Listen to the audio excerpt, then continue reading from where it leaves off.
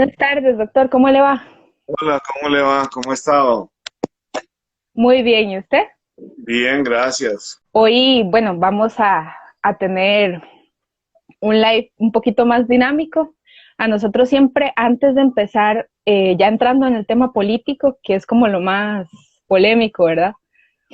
Nos gusta mucho, bueno, nos gusta como entrar en un terreno más personal, para que la gente también conozca un poco la persona que está detrás de todas esas ideas. Entonces, una pregunta que nos gusta mucho hacer, doctor, y que yo también quería hacerle a usted hoy, era, ¿quién es usted? ¿Quién es el doctor Rodolfo Hernández antes de ser político? O sea, ¿quién es en general, en un ámbito general? Bueno, soy un ser humano, un servidor, es lo que he hecho toda mi vida, desde que nací. He estado siempre ayudando a otras personas, que incluye la familia, incluyen los pacientes, incluyen amigos. Nací en Cartago hace muchos años, en 1950, pero aunque la piel a veces se arruga un poco, mi espíritu y mi corazón continúan siendo de 20 años o tal vez menos, porque no dejo de soñar, ¿verdad? Yo no, empieza a envejecer el día que deja de soñar. Sí. Crecí en Cartago, hice la escuela primaria en la Escuela Jesús Jiménez, la secundaria la hice en Moravia, en el Colegio San Francis, la universidad en la Universidad de Costa Rica, el posgrado en Houston y luego hice otros posgrados en Israel y en Kumamoto, Japón. Casado una vez, 49 años de casado, con 5 hijas, dos siguieron mis pasos, que son doctoras, y otra es una administradora de empresas, otra hija es abogada y una hija es psicóloga clínica. Tengo 11 nietos repartidos en 5 mujeres y 5 hombres. Fui director del Hospital Nacional de Niños los últimos 14 años de mi vida. De los 39 años, 6 meses y 13 días que estuve en el Hospital Nacional de Niños, de los 42 años que he estado ejerciendo.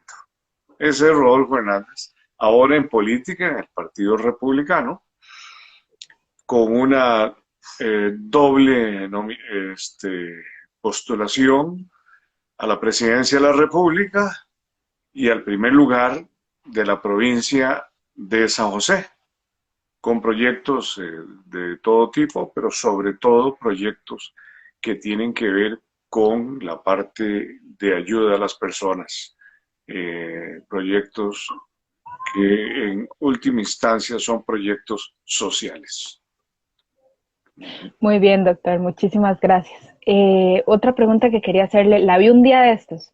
La estaban haciendo una entrevista a creo que era un activista, pero me pareció una pregunta muy bonita y muy interesante, que era, ¿cuál considera usted que es el mejor consejo que le han dado y cómo lo ha aplicado en estos años de trabajo?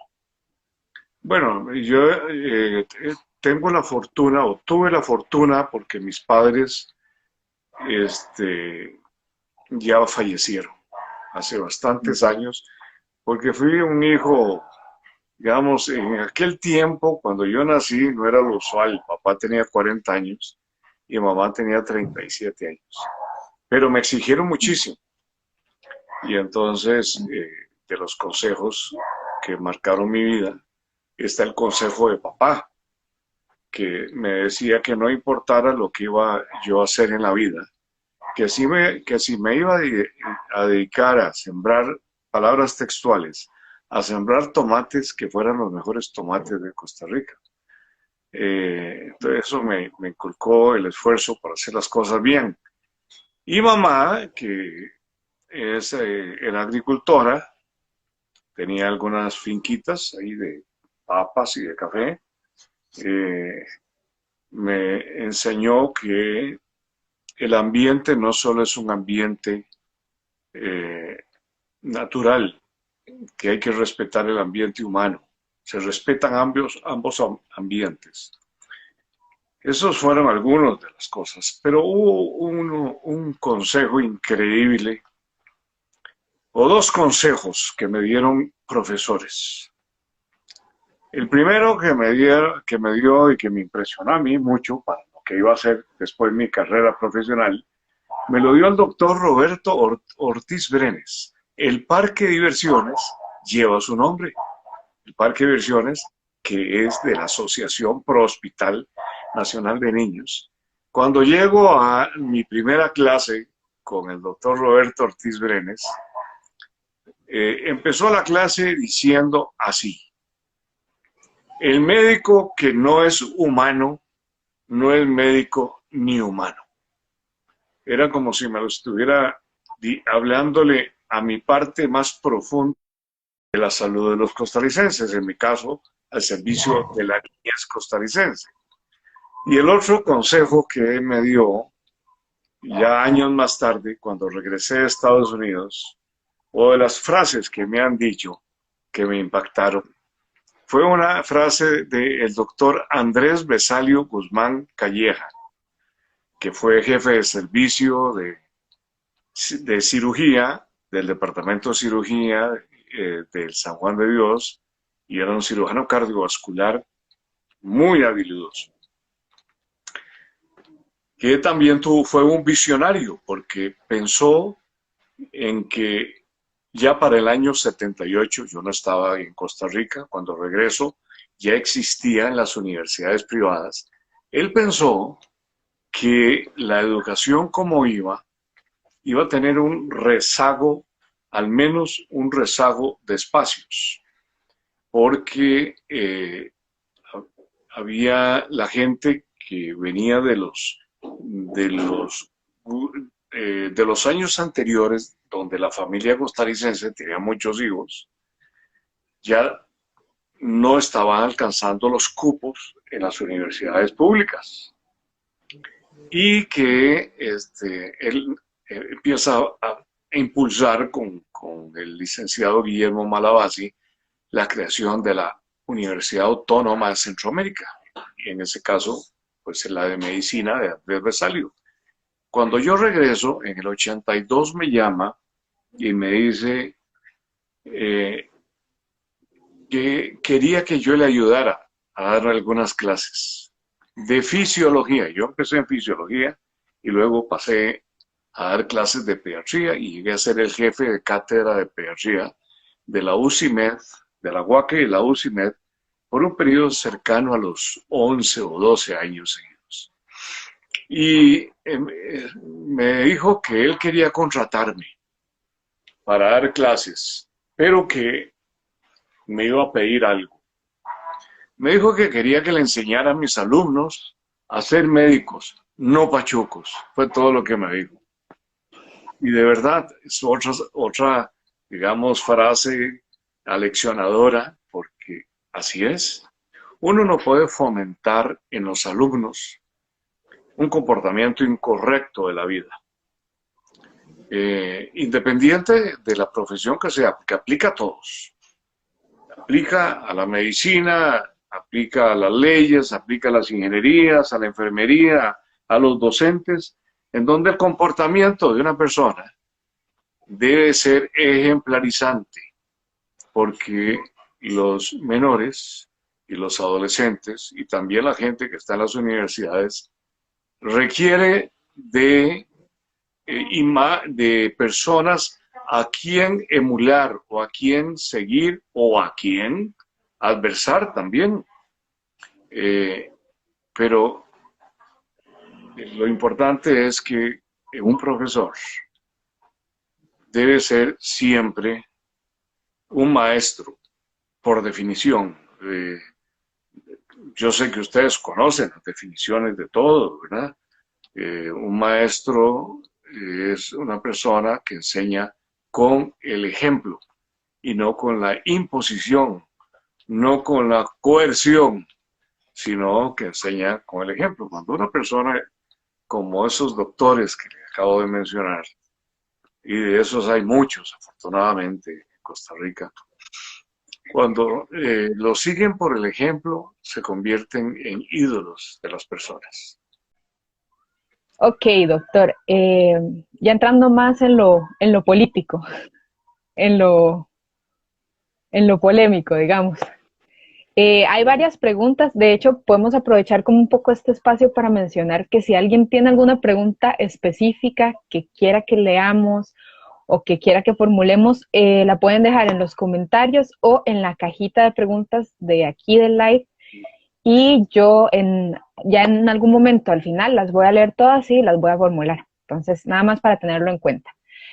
Una de las preguntas que me dijeron que le hiciera, eh, porque yo ahí estuve como indagando también, fue que, bueno, ya hemos estado hablando, ya sabemos que usted está muy involucrado en la política, que usted es político con doble postulación para estas elecciones.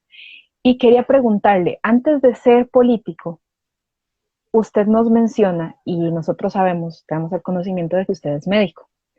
Ujú.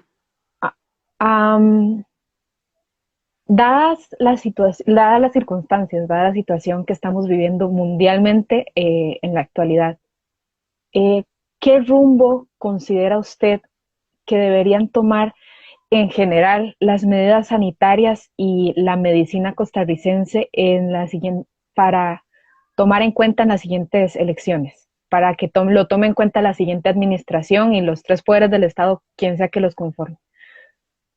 Ujú. Bueno, espero que no se nos corte porque hay un poquito medio intermitente lo que usted estaba hablando. Eh, y la primera parte de esta pandemia por el SARS-CoV-2 que dio la enfermedad COVID-19, a mí me pareció que estuvo bien manejada. El gran problema es que entraron los políticos a manejarlo, siendo una situación eminentemente médica. Los políticos metieron la mano en Costa Rica y en el mundo. Y ahí empezó el problema en el manejo, al haber hecho una disociación entre salud y economía, que son indivisibles, porque una influye en la otra.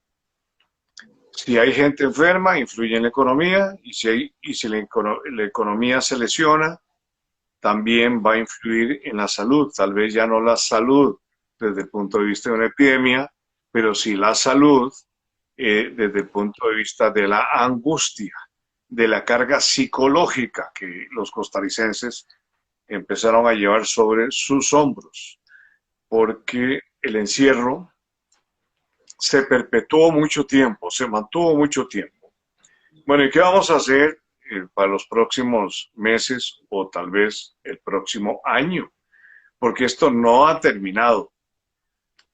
Ahora aparece una nueva cepa que ayer anuncian que se diagnostica el primer caso en Costa Rica, un niño de escasos, me parece que 9 años por ahí o 12 años, y que se le diagnostica que está con la cepa Omicron. Una cepa que el comportamiento ha sido muy contagiosa, aunque la evidencia inicial es que no es muy agresiva, pero todavía no se sabe. Estamos en los primeros pasos. ¿Qué hacer con el manejo de esta pandemia en los próximos meses o años?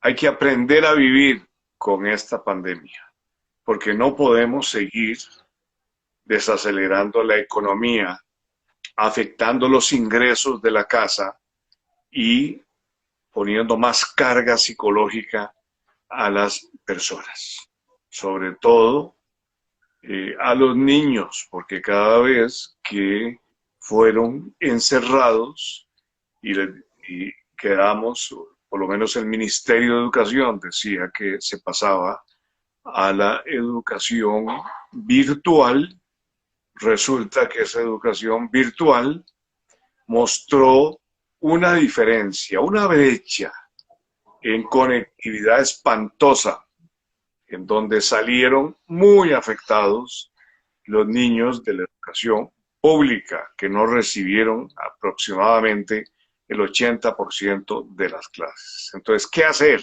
Les decía hace unos segundos que hay que vivir, aprender a vivir en pandemia. Ha ocurrido en el pasado y está ocurriendo ahora. En esta segunda parte, los gobiernos tienen que estar conscientes que volver a implementar encierros lo que va a hacer es deteriorar más la economía, en el caso nuestro, de Costa Rica. Que un nuevo periodo de encierro va a hacer que algunas empresas terminen de quebrar, como ha ocurrido con cerca de 30.000 microempresas que ya no existen. Y hay de las empresas medianas y grandes, hay 1.000 empresas que todavía no se han recuperado de esta.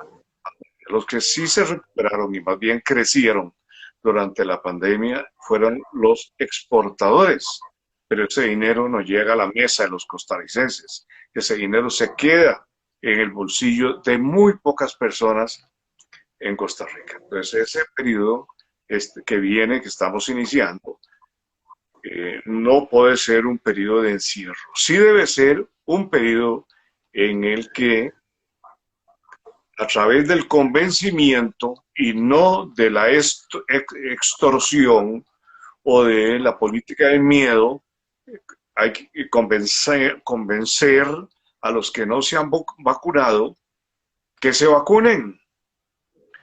Alguien de los que me está escuchando puede decir, bueno, es que esa cepa no es cubierta. Bueno, es cierto, cada vez que se replica el virus puede aparecer una mutación y eso va a seguir apareciendo en el futuro. Pero cuando uno tiene defensas para cierto tipo de virus, nuestro mecanismos, nuestra defensa inmunológica se fortalece y podemos defendernos mejor de las infecciones, aún dándonos con una nueva cepa, con un nuevo mutante del SARS-CoV-2, podemos defendernos mejor. Hay que continuar en este proceso de vacunación mientras aparecen las nuevas cepas, las nuevas vacunas que incluyen estas cepas, como el pasado nos ha mostrado con algunas de las enfermedades. Ustedes, como no están en el campo de la medicina, tal vez no tienen presente lo que en el pasado eran las epidemias de influenza A, que prácticamente terminaron esas una vez al año. Empezaba aquí en Costa Rica en abril la epidemia de influenza y había muertes aquí en Costa Rica y muertes en todo el mundo, pero aparecieron las vacunas, como varían, van cambiando, se mutan estos virus, aún siendo del mismo tipo de virus, tienen ciertos cambios y por eso hay que proceder a hacer nuevas vacunas que se ponen todos los años. Es muy probable que con este virus, el SARS-CoV-2, por las características que tiene, vamos a tener que vacunarnos después de la tercera dosis, posiblemente una vez al año. Pero hay que proceder en ese camino. Lo tercero que hay que hacer es que los costarricenses debemos asumir la responsabilidad de la salud que tenemos. Yo he sido defensor y proponente de los 3 niveles de responsabilidad: el nivel personal, que es muy importante, el nivel comunitario, que tiene que ver con desechos, con basura, recolección de basura, tratamiento de las aguas, disposición de las aguas residuales, y el tercer nivel, que es el que le toca a la Caja Costarricense del Seguro Social y a todos los médicos, que es la atención al final de la escala de desarrollo de las enfermedades. En este caso, que estamos hablando, que es la epidemia de SARS-CoV-2, la responsabilidad es individual. Si yo no quiero enfermarme, tengo que seguir cumpliendo eh, las medidas que disminuyen la posibilidad de cualquier virus y cualquier bacteria, que es buen lavado de manos. Y si no tenemos buen lavado de manos, por lo menos 40 segundos, en la parte dorsal, la parte de la palma, entre los dedos, la parte del dedo gordo, que a veces no se limpia bien, y eso hacerlo cuantas veces sea necesario, después de que toquemos algo que está sucio. O si no, utilizar el alcohol en gel, fórmula que se desarrolló por recomendación de la Organización Mundial de la Salud después de la epidemia de la gripe aviar, y que Costa Rica, siendo yo director del hospital, participamos en la formulación de, de esta de este alcohol en gel que ahora se utiliza en todo lado. Hay que utilizar el distanciamiento, y si estamos en lugares muy cerrados, no solo distanciamiento, sino no quitarnos el cubrebocas. Si estamos en lugares abiertos, al aire libre y con distanciamiento, podemos quitarnos el cubrebocas.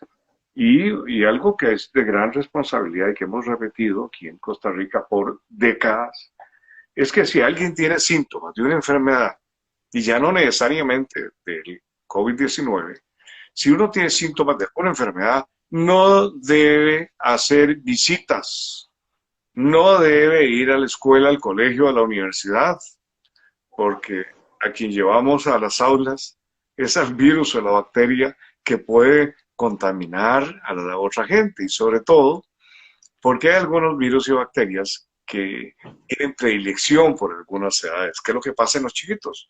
Los chiquitos se enferman 5 veces al año o 7 veces al año, y es porque están de la misma edad, susceptibles a las mismas infecciones, y se les pega fácilmente.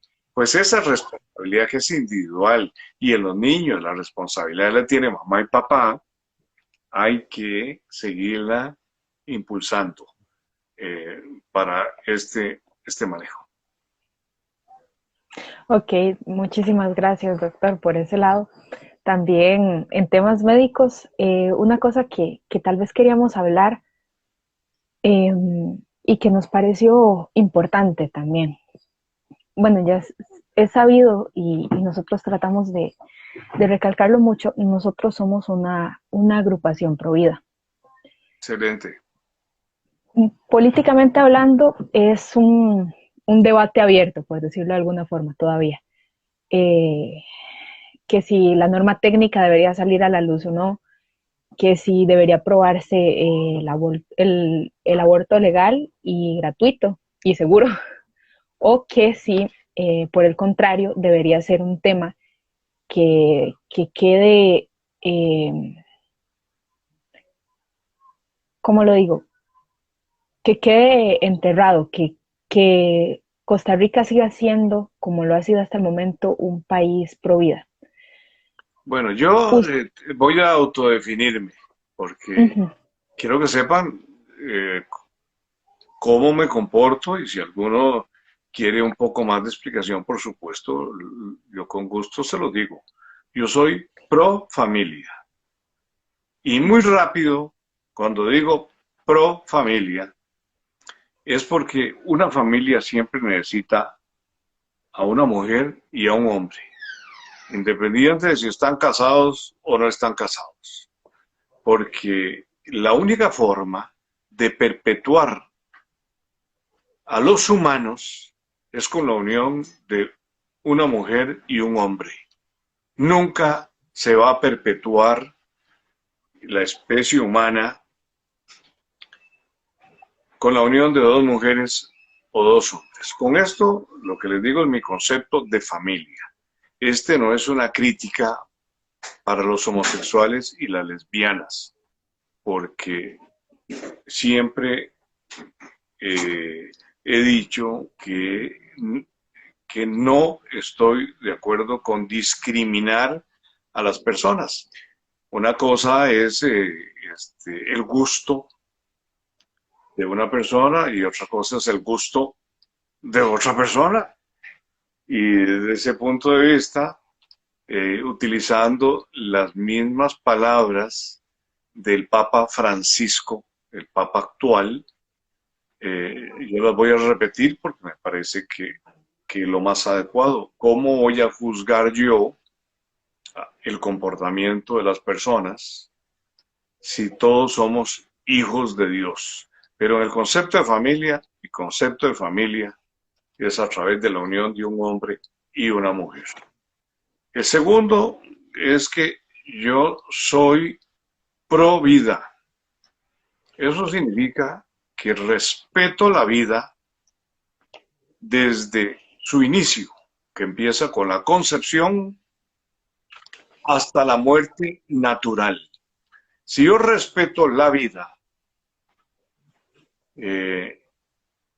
eso lo que significa es que no puedo estar a favor de las normas abortivas. No podría estar nunca a favor de una legalización del aborto, como lo han hecho otros países, siguiendo una influencia perversa que tiene en la cabeza a un señor de apellido Soros y a unas familias adineradas de Estados Unidos que han hecho muchos intentos desde 1930 de controlar los nacimientos en el mundo.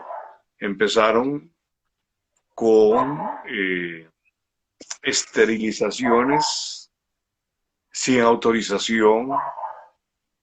Luego desarrollaron las anticonceptivas, que me parece que eso yo no lo critico porque el control de un embarazo me parece que es decisión del hombre y de la mujer y uno no debe tener hijos hasta que no esté listo, aunque ocurre, aunque no estemos listos, ¿verdad? Pero estas familias y este señor Soros ahora, que es el que aporta el dinero para muchas ONGs que apoyan el aborto, siguen en ese camino de despoblar el mundo. Yo creo que esa es la única intención que tienen. Y descubrieron que estimular el homosexualismo, el lesbianismo, y empezar a apoyar ese movimiento LGTBI, esa ideología de género, en donde hoy puedo ser hombre y mañana mujer, y al revés las mujeres, y hoy no soy nada, hoy ya no soy binario, no me siento ni hombre ni mujer, y mañana me siento un niño o una niña, y hay que respetarlo, y paso mañana me siento gallina, y como es ideología de género y cosas, llevan como por 197 géneros basados en mentiras, que no tienen demostración evolutiva, ni biológica, ni genética. Pero con eso lo que quiero decirle es que, aunque no comparto esas cosas, pues el que quiere ser así, no lo voy a discriminar. Me opongo al aborto y me opongo también a lo que están pretendiendo engañarnos, que dicen que es la eutanasia. Pero ellos están hablando de otra cosa. Los que están impulsando ahora en la Asamblea Legislativa y en el mundo, que también están siguiendo una política mundial,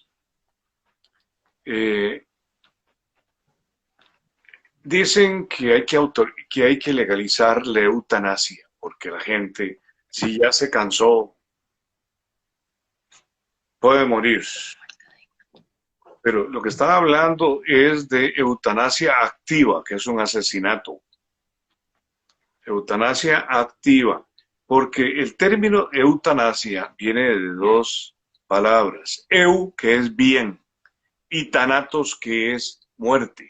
Así que eutanasia, en definición de las palabras, una definición etimológica de eutanasia, es bien morir.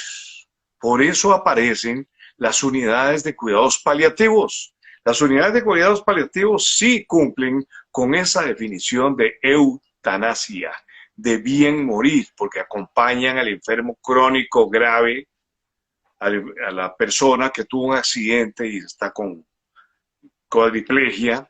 Esta gente les da acompañamiento psicológico, les refuerza su deseo de seguir viviendo, les quita el dolor, les mantienen la nutrición, los dejan en la casa para aquellos que van a bien morir, estén rodeados de sus seres queridos.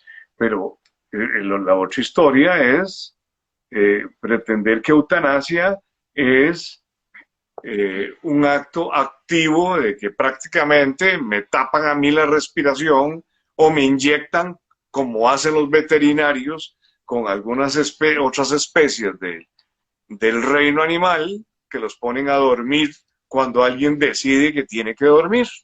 ¿Quién va a decidir por mí? Yo no creo que va a decidir otras personas. Por eso no apoyo estas cosas. Bueno, Claro, hoy, entonces, perdón que me extendí en esto. Su pregunta no, es si hay que mantener la norma. Esa norma, si yo llego a la presidencia, el primer día la quito, porque es un decreto presidencial que se hizo desde el Poder Ejecutivo. El Poder Ejecutivo no tiene por qué hacer una norma abortiva, una norma de interrupción del embarazo.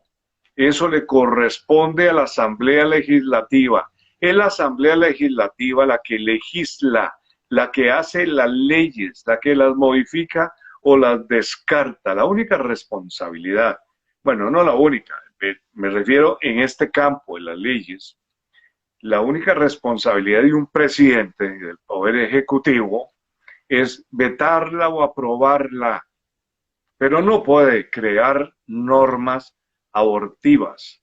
Es esta figura que utilizó el presidente actual, Carlos Alvarado, se conoce en leyes como fraude de ley. Y los costarricenses no hemos procedido con una acusación. Yo la planteó también un conocido mío, abogado constitucionalista.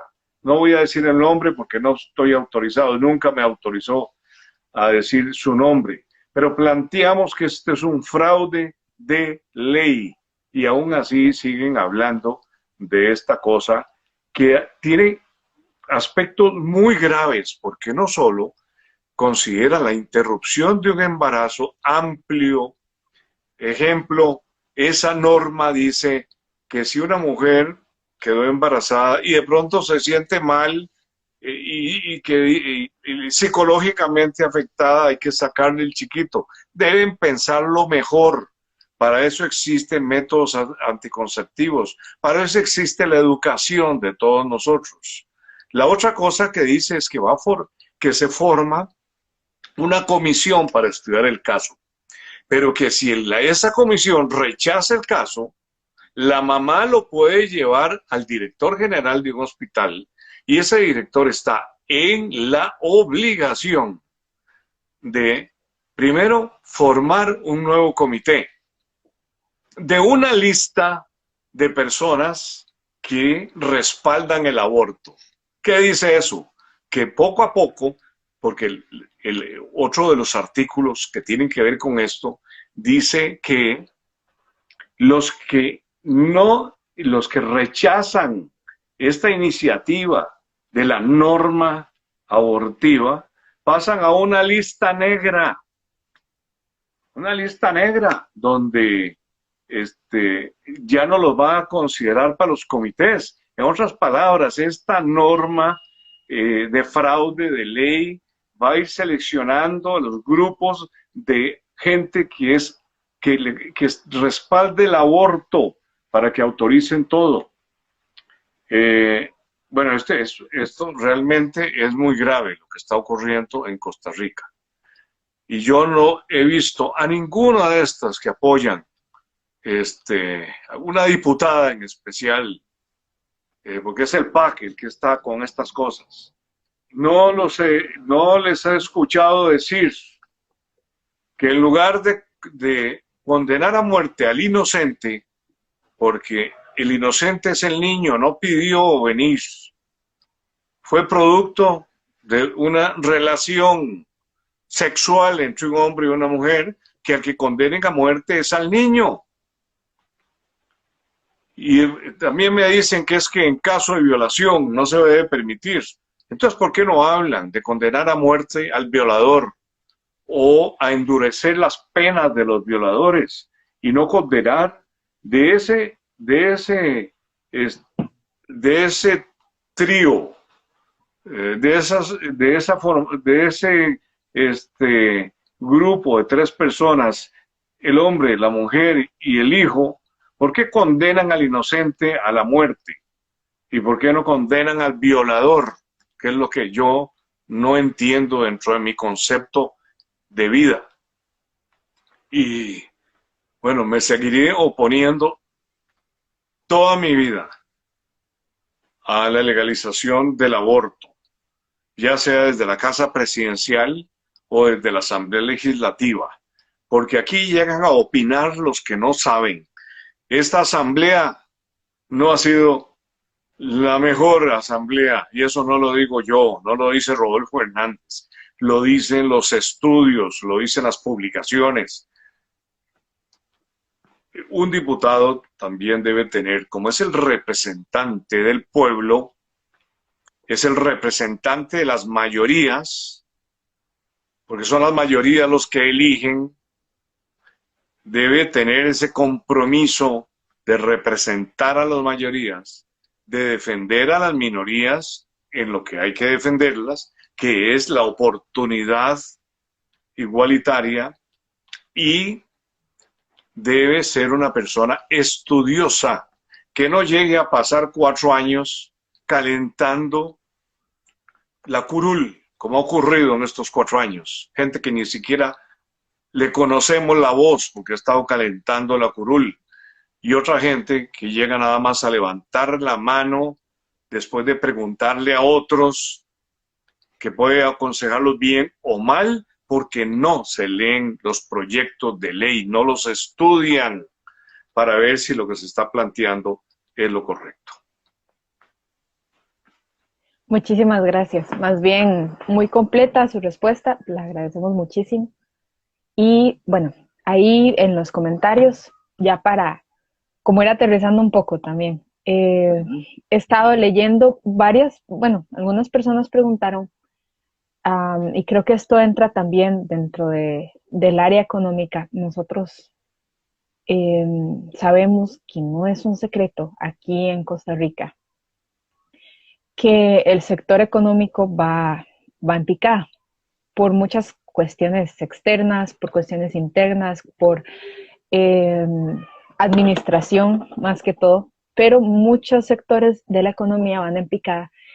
Y dentro del tema económico quería preguntarle también, ¿qué tiene usted que opinar? Alguien preguntaba también sobre el libre mercado aquí en los comentarios y básicamente era eso, como, ¿qué tiene usted que decir, qué tiene usted que opinar a nivel político de toda esta situación económica que estamos pasando?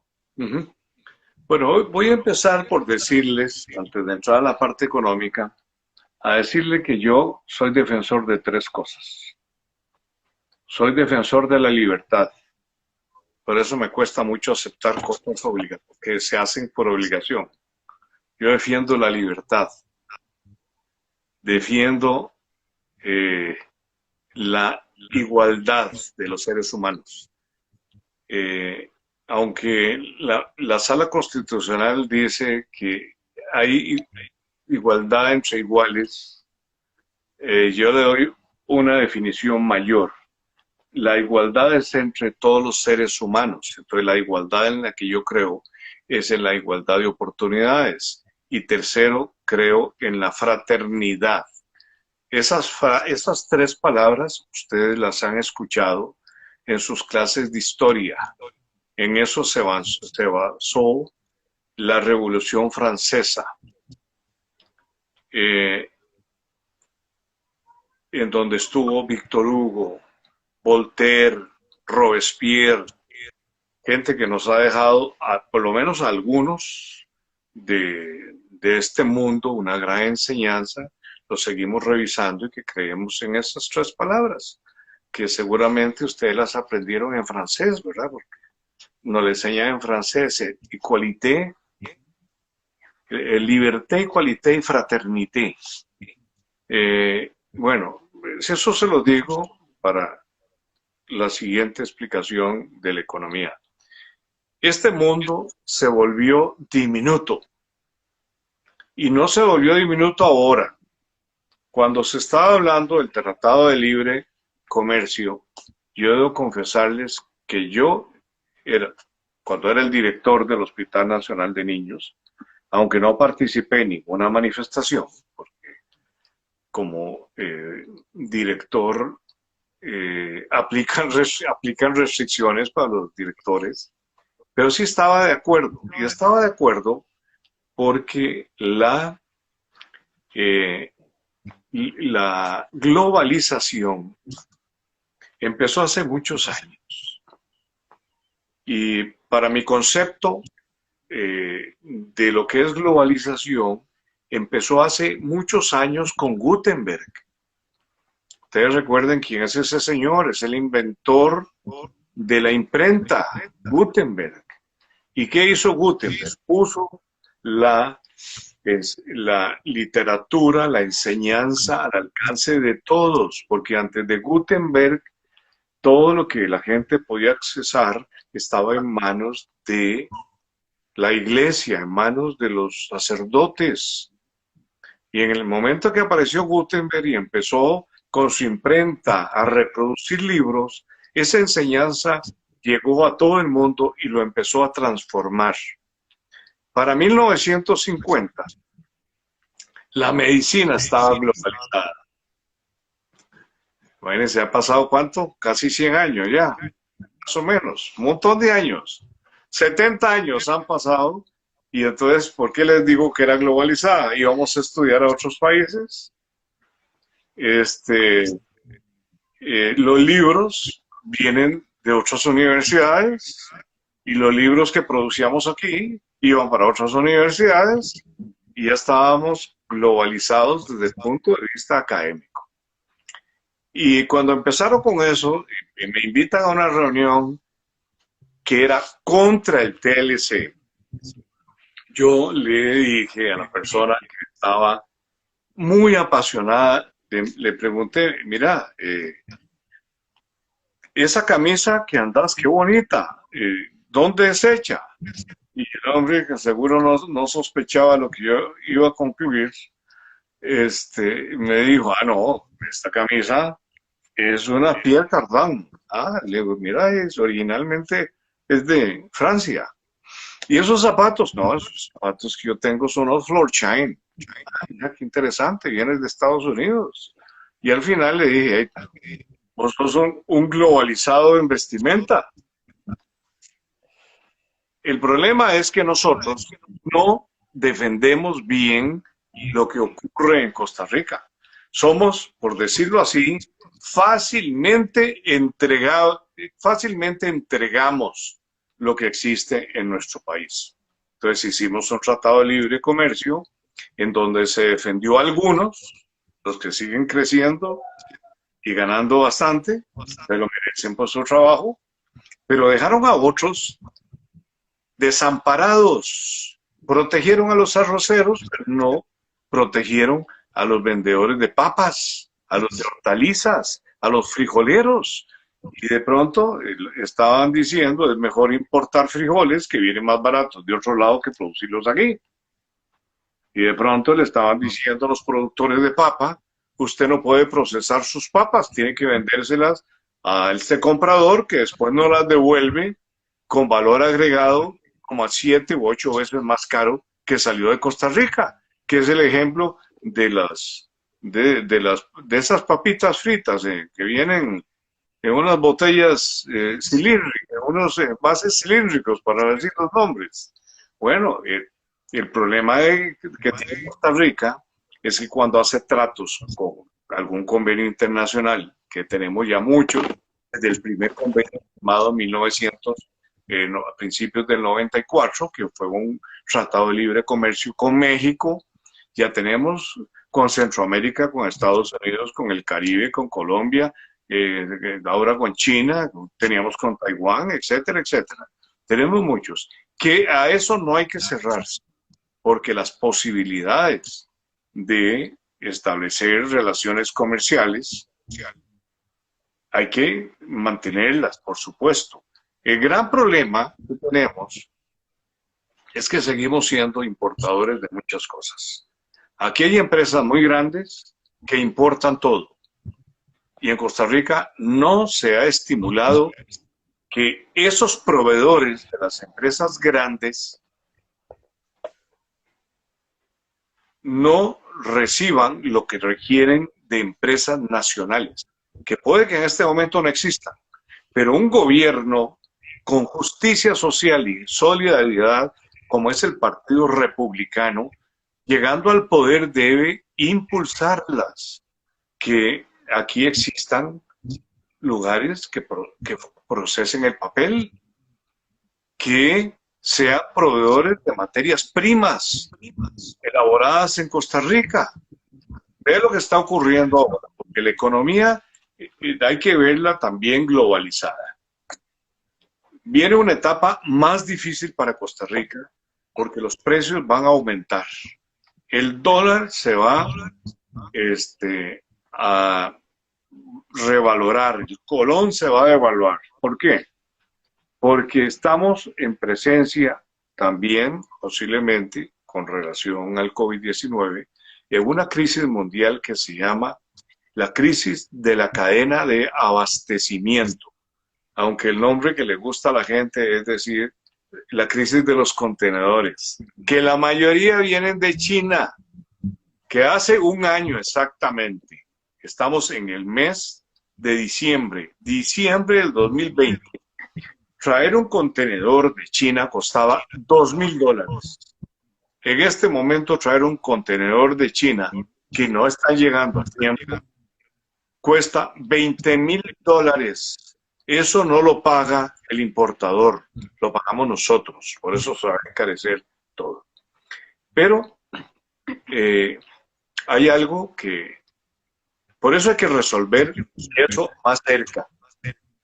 En lugar de estar apostando a China, hay que resolverlo más cerca, incluso incluyendo a los centroamericanos, que empecemos a desarrollar nuevas compañías que produzcan, que esté en la cadena de abastecimiento para las fábricas centroamericanas y el Caribe y otros países más que lo requieran.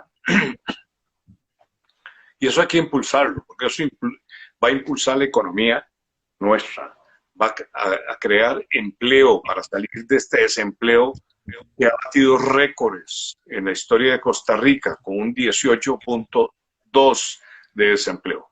Pero volviendo a alimentos, creo que usted también incluyó alimentos, ¿verdad? Costa Rica está cometiendo un error con esta cosa de escoger importación a producción nacional. No solo ha quebrado a mucha gente, sino que, para ponerlo en una forma coloquial, le estamos cediendo la alacena de nuestros alimentos al vecino. Cuando al vecino se le acaben los alimentos, se va a comer los nuestros y no nos va a dejar nada. Y eso es lo que va a ocurrir probablemente. Espero estar equivocado, no sería la primera vez que estoy equivocado y que no piensen que estoy viendo el mundo oscuro, negro, porque yo no veo las cosas así. Hasta en las cosas más feas, yo siempre pienso que son oportunidades de mejora, como esta crisis de los contenedores. Pensemos en que Costa Rica puede convertirse en un productor de muchas de las cadenas de abastecimiento y que exportemos en lugar de estar importando. Ya lo hicimos con algunos alimentos, ya lo hicimos con esquejes y flores, ya lo hemos hecho con implementos médicos. ¿Por qué no lo hacemos con papel? ¿Por qué no lo hacemos con alguna materia prima que se necesita en algunas fábricas? Bueno, con respecto a los alimentos, muchos de los países desarrollados que nos están mandando alimentos es porque les sale más barato la producción a ellos, porque tienen medidas proteccionistas que nosotros no tenemos para ellos. Hay 192 leyes proteccionistas. Nosotros somos muy proteccionistas, pero no son para los agricultores. Los agricultores no pueden tener ni un seguro del Instituto Nacional de Seguros que los cubre sus cosechas. Que si hay un trabajo que es duro y que es riesgoso, es la agricultura y también la agroindustria, porque lo que se produce en nuestra tierra va a estos otros, a estas empresas para aumentarle el valor, para darle valor agregado. Pero ¿qué tiene la agricultura? Que está a merced de los cambios climáticos. Si llueve mucho, se va a la cosecha. Si no llueve, se va a la cosecha. Si hay una abundancia en la cosecha, los precios caen. Si hay muy poca producción, los precios aumentan y esa es la época en que algunos se favorecen y otros no. Pero Costa Rica debe apuntar a la sostenibilidad alimentaria. No a la soberanía alimentaria. Nosotros no podemos aislarnos del mundo, pero sí debemos establecer políticas de Estado para garantizar la sostenibilidad alimentaria. Eso significa producir lo mínimo que requerimos para mantener nuestros estómagos llenos en caso de una crisis mundial de alimentos. Y para eso necesitamos, en primer lugar, que el MAG vuelva a ser lo que era antes. El Ministerio de Agricultura y Ganadería daba asistencia técnica permanente para que hicieran las cosas bien. Daba instrucción para que aprendiéramos a sembrar bien. Y el gobierno, como un tal, el Estado, debería tener la solidaridad para decirle a los agricultores qué es lo que conviene que produzcan y qué no, para que no haya sobreproducción en algunos momentos y subproducción en otros momentos. Y hay una ley que ya existe en Costa Rica, pero que ya no la vigilan y ocurren cosas muy raras. Para importar algunos productos, hay que decretar desabastecimiento. Y ahora resulta que se importa antes de decir que hay desabastecimiento. Y entonces cuando vienen los productores a colocar sus productos, ya no tienen mercado porque las grandes empresas que han llegado a Costa Rica le ponen un precio muy bajo, si no, ¿dónde se los compran? Muchísimas gracias, doctor. Ya para cerrar, porque ya se nos fue la hora, también para no quitarle más tiempo. No me quita tiempo. Muchas gracias. Bueno, ya como para finalizar, algo que sí me pareció importante. Todos, al final del día, todos nosotros como costarricenses somos participantes activos en la política nacional. A mediana o gran escala, nosotros tenemos que ver en las decisiones que se tomen. Estamos conscientes de que actualmente deberíamos tener que ver un poco más, pero como ciudadanía nosotros tenemos que involucrarnos en la política y tenemos que actuar y tenemos que accionar. Y las decisiones que se tomen de una forma más directa o indirecta tienen que ver con cada uno de nosotros. ¿qué consejo le daría usted a las personas que nos están viendo, a las personas que vayan a ver el live más adelante, digamos, porque queda guardado, y a nosotros más que todo como electores, como participantes políticos activos, de forma directa o indirecta? Ujú. Bueno, vamos a dividirla en dos partes. Generalmente lo divido en tres. A mí me gusta el número tres. Eh,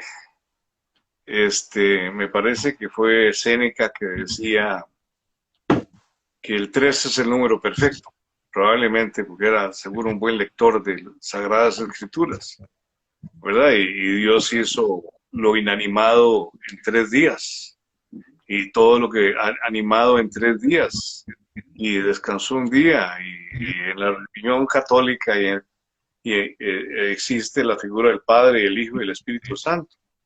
Y en todo lo evolutivo se ven treces, el papá, la mamá y los hijos, es otro trinio. Pero vamos a hacerlo en dos, eh, para no extendernos mucho. Lo primero que les voy a decir es que escojan, no por emoción, o quién aparece más en la televisión, en anuncios, o quién tiene más vallas, porque eso lo único que refleja es que tiene más dinero. Y cuando un partido tiene más dinero, es que le están haciendo donaciones más grandes. Y el que viene a hacer donaciones a un partido es porque está recibiendo algo en cambio. Entre más da una persona, más quiere recibir. Y ustedes deben fijarse bien en eso. Y en ese mismo rubro de que no se dejen influenciar por los signos externos, revisen la vida de los candidatos. Si ustedes no revisan la vida de los candidatos, se van a equivocar el día de las elecciones. Vean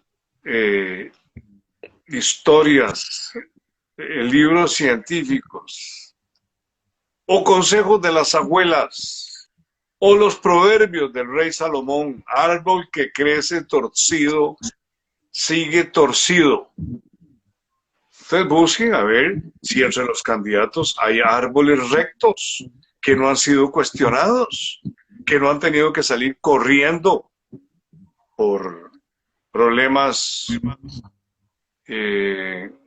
de peculado, o gente que ha sido cuestionados desde el punto de vista eh, de la moral y de lo legal, con cuestionamientos de su comportamiento, o personas que han estado vinculadas con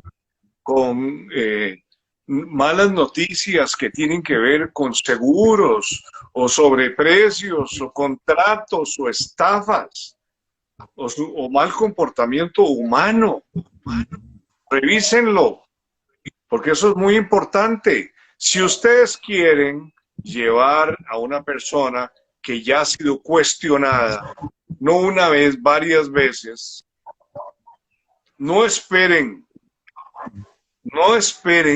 que ese comportamiento de presidente sea diferente. Esa es la primera parte. La segunda parte, consejo para ustedes, porque estoy de acuerdo con Kiara, que la juventud tiene un componente fundamental en estas elecciones. Yo sé que están un poco desilusionados de los políticos, pero de los políticos tradicionales.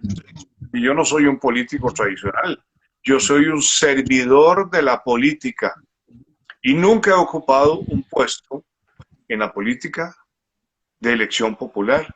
Lo que yo he ocupado en la función pública me lo he ganado con concursos de atestados. Y a pesar de los años que he pasado en la función pública, casi 40 años, ustedes no encontrarán un cuestionamiento alrededor de Rodolfo Hernández, de ningún tipo, ni siquiera un ligamen de que se perdió dinero o que firmé una contratación administrativa que no estaba correcta, o que tengo alguna relación con el narcotráfico, no lo van a encontrar. Conmigo esa gente no cuenta. Pero si ustedes no votan, van a tener el presidente que no querían tener. Y algo más, el que no vota no puede quejarse, no puede lamentarse y tampoco puede criticar, porque en el momento que tenía que ir a defender con el arma de la democracia, que es el voto, no lo hicieron. Vaya a votar el 6 de febrero. Ojalá que voten por el republicano, por los colores azul, amarillo y rojo, en la papeleta de presidente y en la papeleta de diputados, porque para un presidente siempre se facilitan las cosas cuando lleva un buen número de diputados. Los diputados que yo llevo representan lo que es la sociedad, representa lo que es la integración de nuestra sociedad. Llevo gente intelectual, llevo gente humilde, que en ese balance vamos a poder hacer las cosas mucho mejor que cuando alguien nos dice que van a llevar a los mejor preparados. ¿Recuerdan esa frase? Y era una frase de la boca para afuera, porque era mentira, no estaban preparados. Esos experimentos no pueden repetirse de nuevo en nuestro país. Muchas gracias. Muchísimas gracias. Yo creo que el live de hoy estuvo muy, muy nutritivo y eso es muy bueno, la verdad. Tanto para las personas que nos están viendo ahorita como para las personas que nos van a ver más adelante. Entonces, muchísimas gracias por apuntarse, por compartir con nosotros este rato y a los que se conectan bien. No, muchas gracias a ustedes y quiero felicitarla a usted y quiero felicitar a la gente que está en este grupo, que me parece que se denominan estudiantes disidentes, ¿verdad? Yo también soy un disidente, porque no sigo la corriente de las masas. Yo pienso por mí mismo y tomo las decisiones por mí mismo. Muchísimas gracias de nuevo. Muchísimas gracias a usted. Entonces, nos vemos para las próximas entrevistas. Muchísimas gracias por participar hoy, por compartirnos tantas cosas y que tengan una bonita semana, un bonito fin de semana. Eso era todo por hoy. Muchísimas gracias. Feliz Navidad y feliz año.